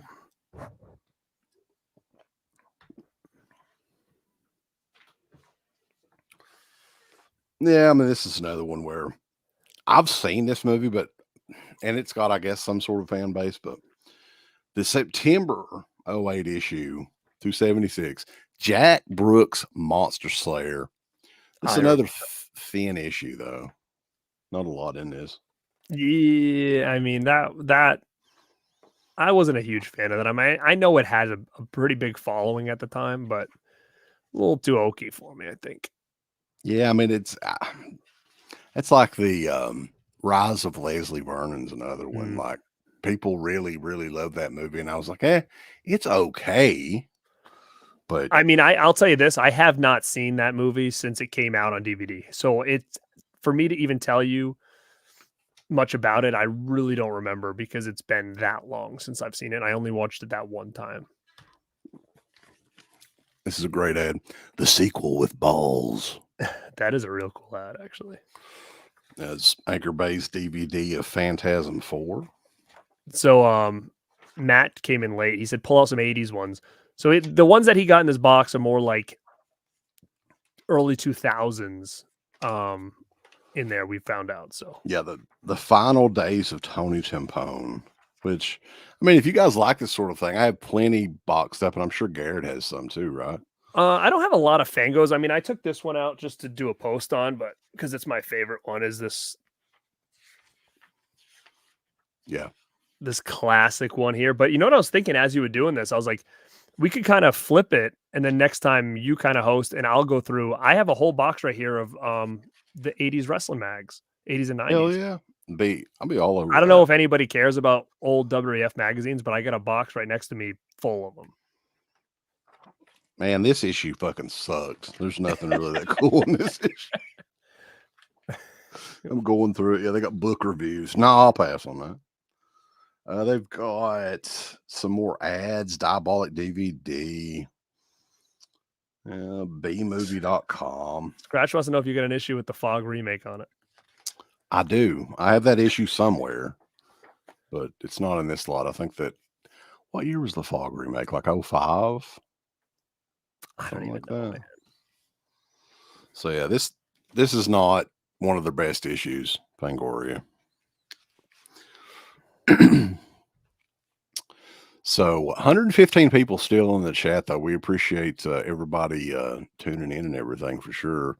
I'd have like a handful left. Y'all ready? Y'all ready for this? Let's see what we got. It's Quarantine. So that's I don't that's even the remake of Wreck. I'm pretty sure. Quarantine is fuck. I don't even remember Quarantine. I was thinking of Cloverfield. What the hell? No, I think Quarantine is the US version of Wreck. I believe it was. It's basically almost shot for shot, except they have all new actors and whatnot. I'm pretty sure that's Quarantine. Okay. Wreck was that series. It was a really good series, and they started making American ones, basically just ripping off those stories, and they were called. I think it was called Quarantines. Yeah, I'll have Quarantine. Wait, is Jennifer Carpenter in Quarantine? There is a famous girl as the lead. Quarantine is the exact remake of Wreck. Yeah, so it really is shot for shot, pretty much, of Wreck, but it's in English and it's American cast and whatnot. Yeah, I mean, I've got it. I've seen it, but I'm just getting it confused with something else, probably. Nick B asks, do we have the WNUF part 2? I don't. I never got that. But he said it's $30, a little steep. Yeah, I mean, we were just talking about that earlier, where it's like, dude, $30 and $40 is going to be the norm now, I feel like. Yeah. Well, I think that is probably didn't TerraVision do the Blu-ray of the first one? They did, So yeah. I'm sure eventually they're going to be like a matching Blu-ray edition of that one as well. Yes, they said Jennifer Carpenter was the lead in Quarantine. Okay, so I kind of remember it. This one you have, I think, Garrett. I think you have this one. What? Didn't you have that in the Oh, video yeah. that we did? Oh, yeah. That's cool, though, man. Like I said, like I would be snapping pictures of those ads and posting them up. Yeah, I'll go through this stuff. But yeah, I mean, Anchor Bay was coming out with all kinds of different editions. They re-released Halloween and Evil Dead like dozens and dozens of times over the years. You remember Bloodsucking Cinema, the documentary they did on vampire movies? I don't. What does it look like? Is it show a DVD for it or no? Yeah, we got an ad for it. No, but I would love to get it now. I'm gonna Bloodsucking Cinema, baby. I sold some of those on. I think I got a bunch of them sealed to give away or something. I never did. I ended up selling them. I'm gonna have to look it up because I'd love to look that. I think you can get that for next to nothing now, though. Well, Joel asked me if I have seen the rental. I haven't. I'm gonna look it up. If it's from Shout Factory, I don't own it, so I might as well just pick it up. I can get it at a decent price. The Rental. Oh, yeah. It's a newer movie, and a lot of people seem to have liked it. I just never checked it out. So some of the new releases, there's a ton, man. Like DVD chopping list. Like, look on one page there. Those are all releases, man, for that month. So I guess when we say it's never been like this, I guess it was. You know. Yeah, Sundown, The Vampire in Retreat, They Wait, That, yeah. Vampire Apocalypse, Yeti, A Love Story. It's a trauma movie. The Yeti. Yeah. Brotherhood of Blood, baby. Dance of the Dead, if you will. The Yeti. Lots of stuff. Yeah. Remember It Waits from Anchor Bay? Right. Yeah, Anchor Bay. Joyride 2, Dead Ahead. Do you remember that one? I remember Joyride 2, but I don't remember like what it's about. You remember Last House in the Woods? That was like an after dark horror. I do. Fest. It was actually not bad. Well, I'm trying to think. Wasn't maybe it? I'm thinking of Yellow Brick. No, Last House in the Woods I think was okay. Wasn't that like a foreign movie of some sort though? Wasn't it like subtitled? I don't remember. I do own it. I can tell you that much. It was part of like a certain line, wasn't it? Yeah, I think it was After Dark Horror Fest or something like that.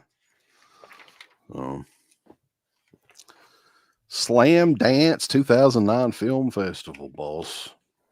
I bet Jay Real entered some stuff in that one. An American Crime with Elliot Page now. American Crime, does that got Scout in it? No, it's got Catherine Keener and Elliot Page. See? I know, there's something with Scout in it. I'm trying to think what it was, though. Maybe she's in What is this? Now, I've seen this before. It's got... oh, yeah, it's True Blood, man. True Blood. I love True Blood. I loved True Blood. I haven't finished the series, though. I got out of it probably... I have them all. I probably should go back and rewatch them because I was really hardcore into that for a few seasons. I think it started hot and it went for a couple of years and stayed, and then it kind of like fizzled out. Like a lot of series do that. I kind of fell out of it maybe around season 5, I think. Quarantine. That looks ridiculous. But yeah. Dance the Dead. So big articles. I mean, this is kind of like, I'm curious if they still have these big articles in the new Fango magazines. I have a bunch over here. Pretty huge articles on some of these movies. They got one on Last House in the Woods we were talking about.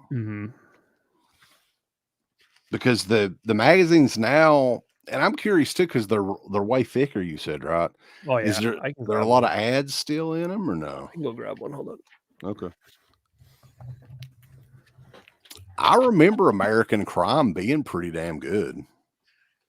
I think I still have that somewhere.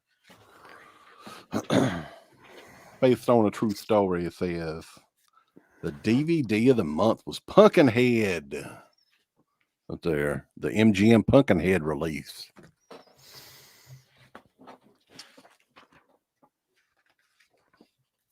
Sweet.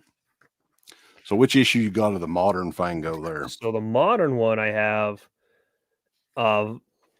this is from 2022, and it's got Leatherface.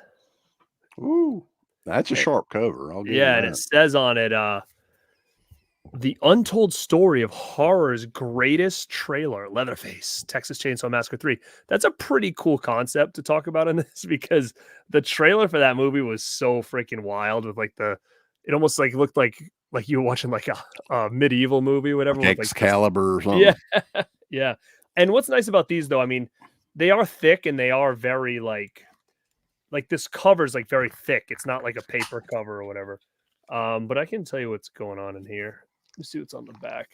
So again, yeah, they got an Arrow little thing on the back. New year, new cult. Let's get some new Arrow movies in there. You got Scream TV, a little Scream Factory TV. That must be their streaming service. So it's looking to me like all the pages are pretty thick. They are thick, right. Yeah. Okay.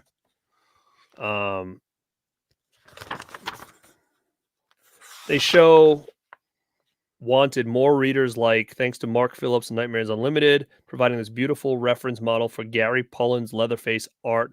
This issue, see what Mark's up to. I don't know, but they got the real Saw someone posted right there from part 3.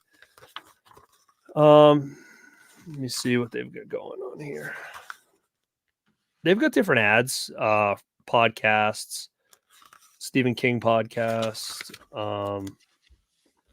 They've got a little article on different movies like Magic. Remember that movie Magic from back in the day? Right.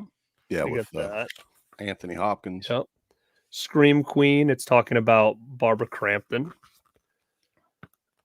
who I love, by the way. Slasher Nation. You Can't Kill the Boogeyman. It's talking just about different slashers. So you got like Art and Michael Myers. Very cool. So yeah, I mean, they have a lot longer period of time to get these together because there's what, 4 per year. Yeah. Then this is just like, it's called Killing It, the 2022's best deaths in horror movies. So you have things like, let me see what they've got. Number 10 was Scream. Number 9 was Margot. Number 6, I don't know what this is. Pussy Cake. I don't know what that is. Pussy Cake, baby. Number 7, Halloween Ends. That sounds like my favorite flavor. Chucky Show. The Sadness. Number 5. Number 4, Barbarian. Number 2, Studio 666. Number 3, Texas Chainsaw. The new one where he's on the bus. And then number 1 is Terrifier 2. So did you say you subscribed to it? You said I did. I subscribed for a year. Yeah. What was the subscription price? Because they're charging what, $20 a piece for the. I don't even remember. You don't remember? No. I think, you know what it was though. I think what I did was, the reason I bought it was because I think it said if you buy it now, you get 4, like back issues. So I was like, you know what, I'll get it because I've wanted it, and then I'll get these 4 free issues or whatever. But this is cool. They've got a big Megan article. What's this poster? It's a poster, man. So they have a big article on Megan, so really cool. So yeah, it looks like they're focusing a lot on the presentation of it a little bit. Yeah, it looks beautiful. I mean, it was really well done. Talking about different movies, I'm trying to see. So then they got the Leatherface article here, and they're going through frame by frame, which is cool because they got all the different. It's almost like the images of what their plan was with it. So, Cocaine Bear, they're talking about. There's not many actually, there's not many physical media ads or anything because there's nothing to talk about. Right. Yeah, I was curious if like Vinegar Syndrome was purchasing any ads. I didn't see anything. What's this poster? I don't even know.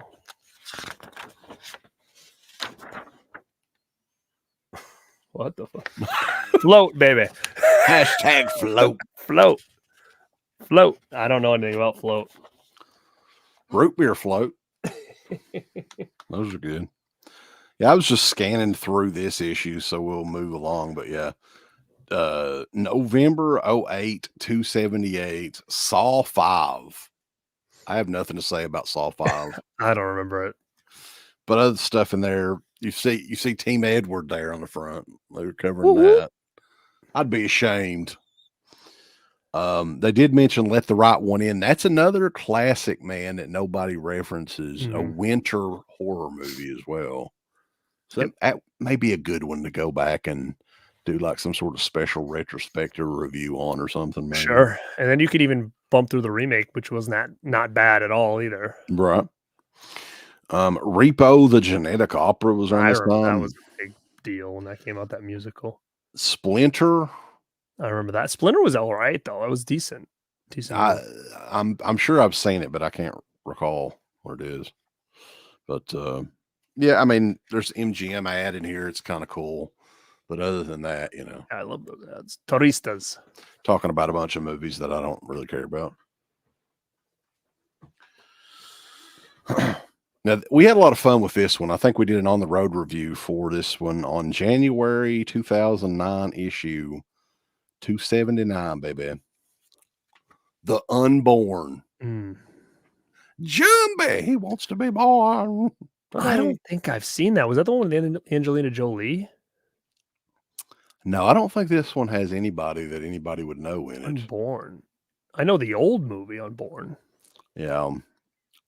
This is, I don't even really remember the plot, but it's just really bad. Jumbie wants to be born right now. Right now. Jackson just said that. I remember that. Yeah, because Uncle Bill said that in the review. I do remember that. He said, not tomorrow, not in a minute, right now. Right now. Damn you. My Bloody Valentine 3D was around this time. They have an early photo of the new Jason from Friday the 13th remake, which ended up being the last Jason to date, at least.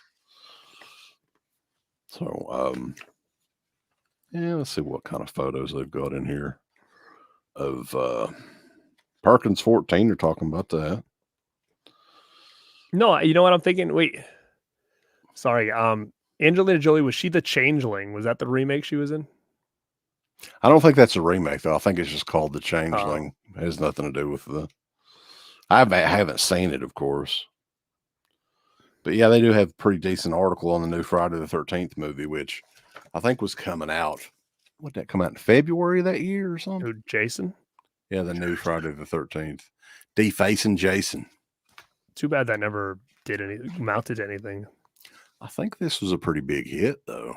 It was, but it just never, like, I talked to Derek Mears about it, and he was all excited because he's like, yeah, we signed on for like 3 movies at least. Yeah. And he only ended up doing the one. That's a shame, really. Because think of, like, it's been at this point, what, 14 years? Close to 14 years with no Friday the 13th movies at all. Nothing. Because it's been under those, you know, it's been in like court all this time, which, so I'm hoping that when it does come out, you know, people are still excited for it. But now it's like, it's been so long. It's like, what do we do? Are we going to go rehash the whole damn story all over again? I think it would do great if it come back out. Oh, I think it's going to do fine, but I'm thinking, I just don't know what avenue they take for it. Check this one out. Dark Sky Feeling. Oh, yeah, that's a classic. The first Blu-ray of Texas Chainsaw Massacre. So yeah, some pretty cool issues. Got some cool stuff in it. Big feature on the Unborn. Need to go back and, you know, I gotta check and see if I own that because I don't think I've seen it. Yeah, I mean, it's just there were so many of those oddball movies that today would never see the light of day in theaters, but back then, you know.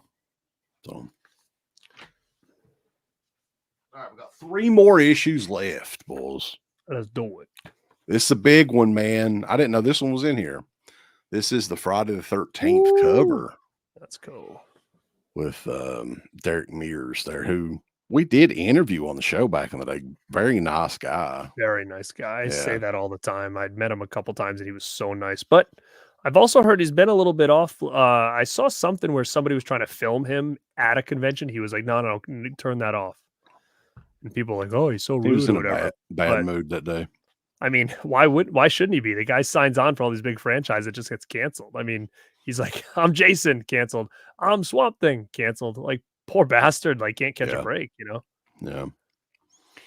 They're talking about Supernatural in this issue, My Bloody Valentine, 3D, the Uninvited remake, Donkey Punch. Remember Donkey Punch? I don't remember Donkey Punch.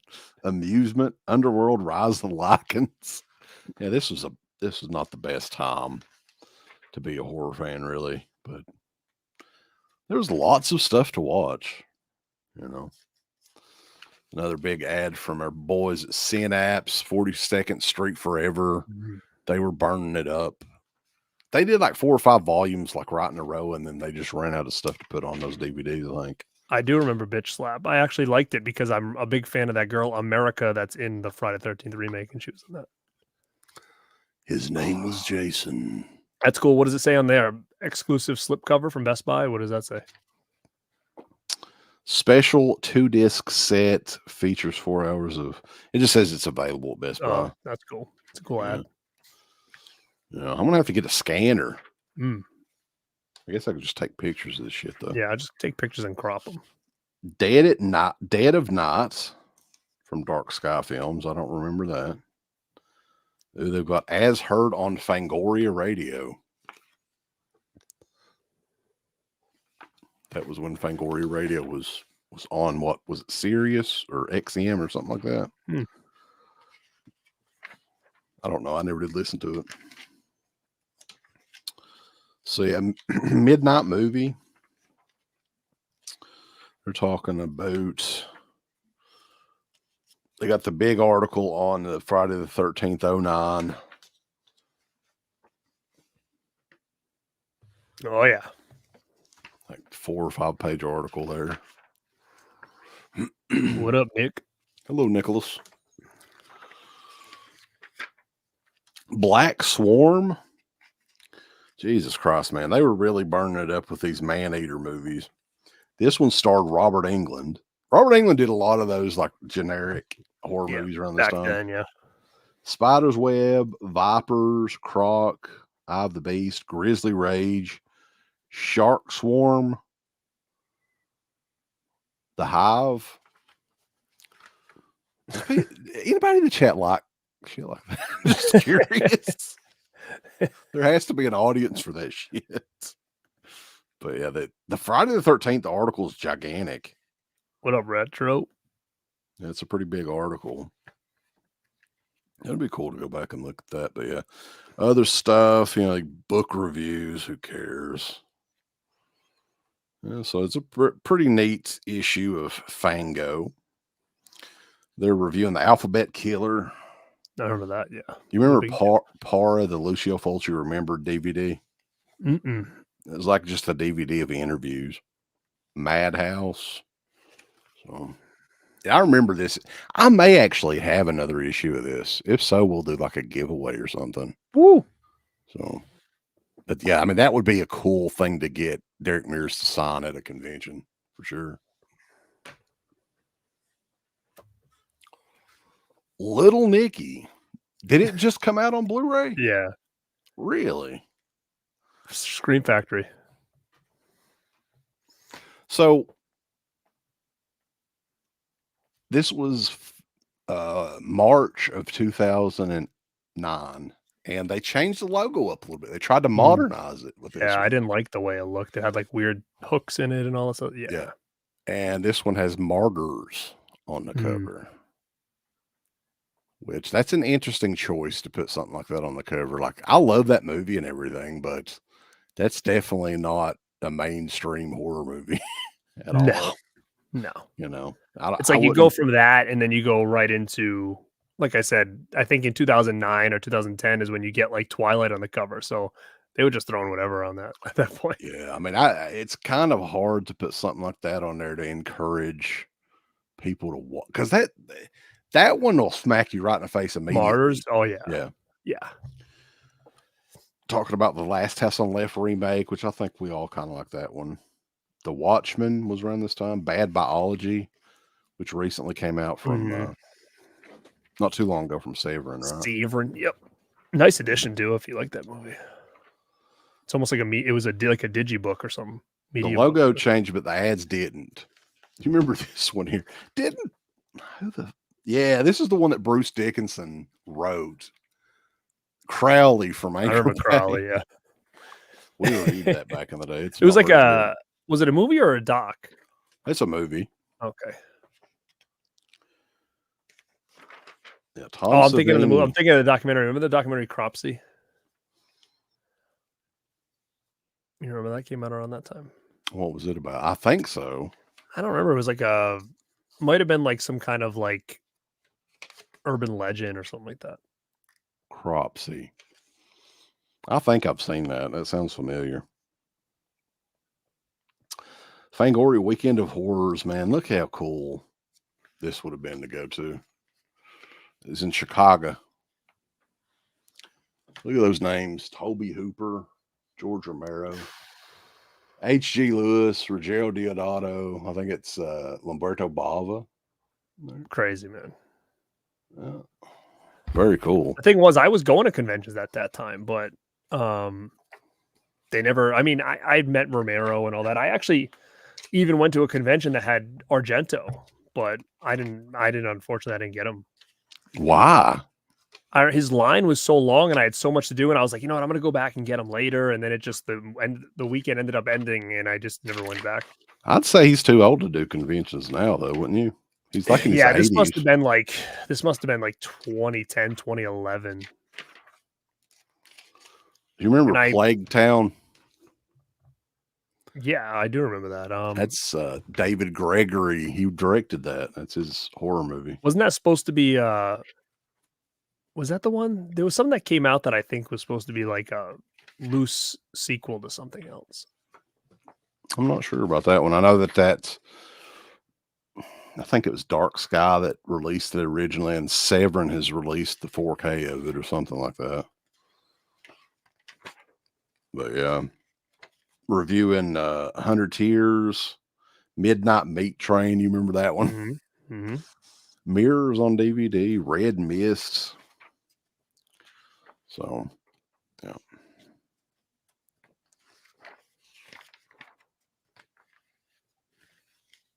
That's a pretty cool cover, though. It is a cool cover. I got one more left. If anybody has any questions or anything, holler at us. And because, yeah, we've got this timed almost perfectly, man. Professional here. DEADPIT and Born to be Rad. 2 hour time limit. This is a sweet cover. And I think we've said nice things about these movies. I love Laid to Rest, man. I do. Laid to Rest. Yeah. I really do like that. I think that's a fantastic movie. Part 2, Chrome Skull was not as good, I don't think, but I thought Chrome Skull was a pretty cool character. And the dude who played him, Nick, is from my area and all that other junk. So I'd met him a bunch of times, and I like that movie so much. I actually bought the replica knife, and I have it here. And it came in on display and all that stuff. Yeah. Where'd you get that at? Man, when that movie came out, I searched for it because it was so unique. It had the blades on the sides and stuff, and I got it on eBay or something, maybe a site, but it's a real knife. I look at that thing and I said, this thing would destroy somebody because it's got blades like inside the knife. It's wild. And it came in a display stand and stuff. I just have it boxed away because, I don't want anybody getting their hands on it that shouldn't have it. But before I had it displayed up, it's pretty sick. Jack's asking about something on here I wanted to mention because a lot of people asked about the cult stream that we did a week ago. It's actually up in podcast form now, Jackson Jack. If you want to check it out and you're not a patron or anything, it is on the podcast feed, so you can at least listen to it. But there was some shit on there that I just knew that somebody would probably whine about, so we just took it off YouTube. Makes sense. Yeah, you've rubbed off on us a little bit, Garrett. I just I knew that people would frown upon some of that stuff. So instead of getting canceled when you wake up in the morning, you figured let's just take it down and give it to our OGs. Honestly, I wouldn't have, but Uncle Bill kept bringing it up, and I was like, "Well, what in the hell?" And I was thinking about it, and I was like, "Yeah." He kept bringing up taking it down. Yeah. To me, And I was like, well, what in the hell did I even say? I don't even remember. And I was like, yeah, I guess people would. It wasn't anything like outrageously bad, but you know how people are now. But is it on Patreon or no?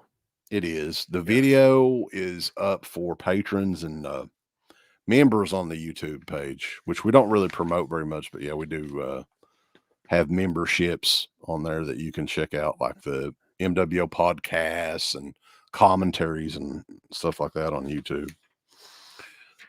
Not Quite Hollywood. Do you remember that documentary? They're talking about that.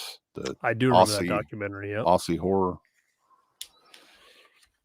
So yeah, this was April of 2009. They're talking about a ton of different releases. The Burrowers. You remember that one? That one's not too bad. The Borrowers. Burrowers. See, Blade? I came in and I cleaned house, and yeah, I told UB he's the PR. He kind of is, because like with me, your role is your PR. Figure it out. The Wild Wild West internet days I miss, because like that was where you didn't have to think about what you were saying. You just said it, right? But now things are a little bit different. You got to be careful because everybody gets so easily offended here. Look at this. Look how cool that is. I'm telling you, Laid to Rest is a cool ass movie, and I don't think it's gotten a Blu-ray release. I don't believe. Chrome Skull is out on Blu-ray. I think they released that when it came out. Was it Anchor Bay? It was Terminator Salvation. Huh? I actually think of all the Terminator sequels, that's the closest one to being actually decent. Like since part 2, of course. I get confused with all of them, to be honest, after part 3. This is the one that Anton Yeltsin, you know, the guy that passed away, had that car accident and died. He was John Connor. No, Kyle Reese in it, like a young Kyle Reese. Which is this the one where like they had the Arnold at the end, like a super CGI one? Yeah. Okay, I did think that was okay. And that Sam, God, he was like in Avatar, I think, and he was kind of hot there for 5 minutes, like an Australian actor. He was in it. Was he a Terminator? I don't know. I forget. Sam Worthington was his name. They mentioned it in here. With Christian Bale. That Christian Bale's he's in this, but he's not really like, I mean, he's John Connor though, right? Right. He's John Connor, but he's not really featured in it that much, I don't think, unless I'm thinking of something else. Yeah, I think he was in part 3. Yeah, they talk about the Burrowers in here. Let's burrow it, baby. Yeah, so really as these issues went along, they become less and less cool overall, although this is a sweet cover. They did a good job with that. So yeah, still $8.99 an issue. It never did go down, didn't go up. This whole 24-month run here. But yeah, that's the lot, boss. I say out of all those, like the covers, I think if anybody hasn't seen Laid to Rest and Ruins, those are 2 movies that I think don't get enough love. And I think they're probably worth checking out if you guys haven't. Martyrs too, but just keep in mind Martyrs is extremely graphic for pretty much the beginning. It would be good double feature with The Inside. Yeah, which that one's coming out. Inside's coming out from Second Sight, I think. High Tension and Inside. Yeah. But yeah, guys, I mean, we are right on the 2-hour mark pretty much. So, I mean, that kind of really was perfect. But if you like this kind of show, something a little bit different, just kind of more of a chill, going through some old stuff. Like I said, I have a whole box of wrestling magazines. I don't know if many people care about that. I know I do have horror magazines, but they're not a lot. I have like a lot of Horror Hound from like the 2000s. And I know you probably got a bunch of different ones. Yeah, I collect everything. Unfortunately, my wife reminds me of that on a daily basis. But yeah, I have a lot of wrestling magazines and horror magazines, stuff like that. Big into like at one time I tried to collect all of the 1980s WWF magazines, and now it's just pretty much impossible. Like the prices on that have just went, they skyrocketed. Like the original WWF magazine was called Victory Magazine. I don't know if you remember this, but like 1983, 84. At one point in time, you could get that affordably, but now I think that it's like $200 or $300 to get that first issue. I should check and see how much some of these, because I do have some old ones that I might even have doubles of. I'm just curious to see how much they would go for. I think it was called, I don't know, there was some with like Slaughter on it when he was like a baby face, like way back in the day. I'd have to look. I have a whole box I can go through here one day, but I love like the ones like the late 80s, early 90s where they had like those nice gloss covers where it was always like one dude featured on it and had the big WWF logo on the top on the corner. Those were like my favorite. Yeah, I've got probably the coolest WWF magazine that I've got features the Hart Foundation on it, and it's signed by both. It's from like 1990, I'm thinking, maybe 89. But yeah, I'll take a picture of it and send it to you after the stream's over. It's pretty sweet. I think they signed it with like a pink paint pen. That is sick. I mean, but yeah, guys, I mean, we could easily do that like any day, really. Like I have the box right here, and it's probably got like, I don't know, maybe like 100 of them in there from just back in the day. So yeah, just let us know.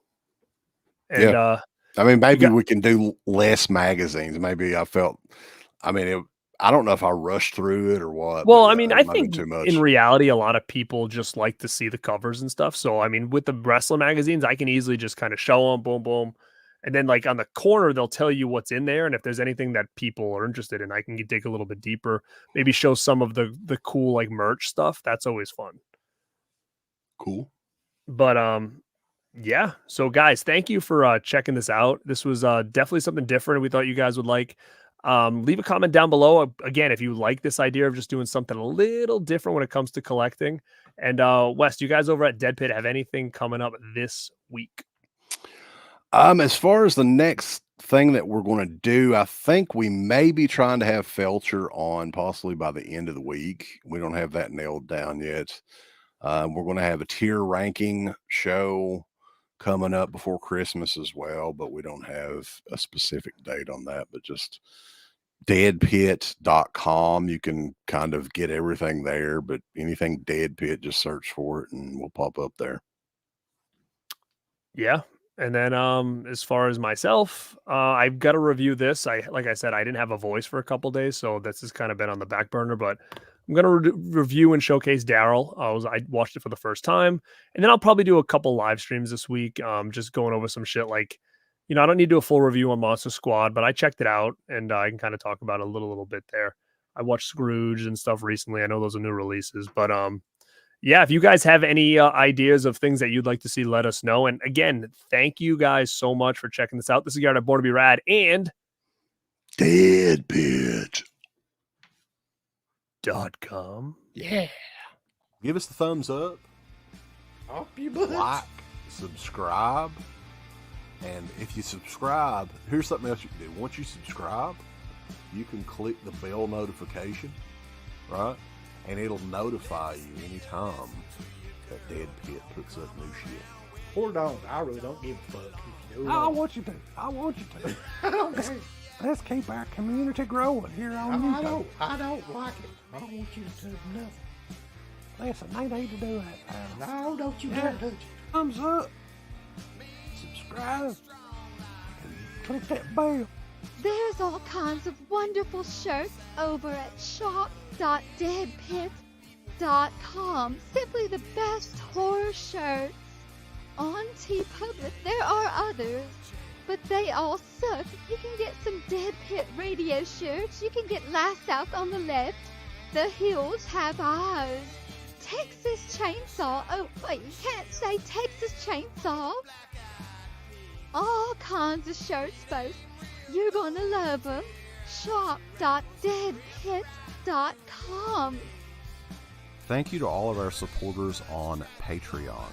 DEADPIT on Patreon.com is the only place to check out a complete archive of the old Dead Pit radio shows all the way back from 2005 on, in addition to the midweek shows, fan commentaries, exclusive podcasts, and much more. DEADPIT on patreon.com if you're interested. Tiers start at only $1. We ain't never gonna change. We ain't